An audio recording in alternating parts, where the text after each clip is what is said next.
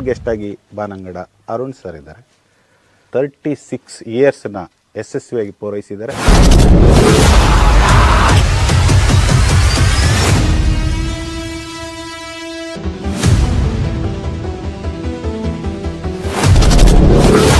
Survey ಇಲಾಖೆ ಅಂದರೆ ದೊಡ್ಡ ಭ್ರಷ್ಟಾಚಾರದ ಕೂಪ.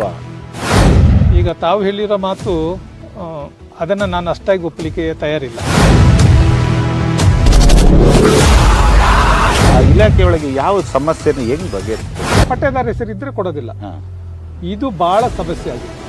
ಈಗ ನಿಜವಾಗ್ಲೂ ನಮ್ಮ ಶಾಸಕರಾದ ಇವರು ಮೊನ್ನೆ ವಿಧಾನಸಭೆಯಲ್ಲಿ ಎಲ್ಲ ಹಲವಾರು ಸಮಿತಿಗಳ ಮೂಲಕ ಇದನ್ನು ಬಗೆಹರಿಸಿದ್ದಾರೆ.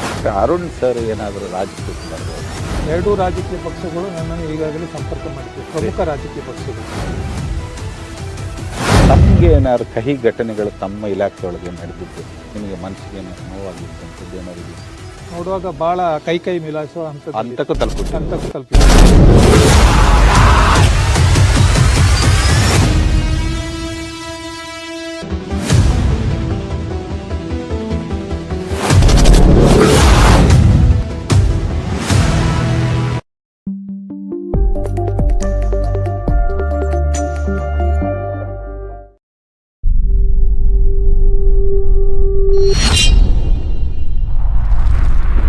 ಕೊಡಗು ಧ್ವನಿ ಡಿಜಿಟಲ್ ಮೀಡಿಯಾ, ಇದು ಕೊಡಗಿನ ನಂಬರ್ 1 ಯೂಟ್ಯೂಬ್ ಚಾನಲ್.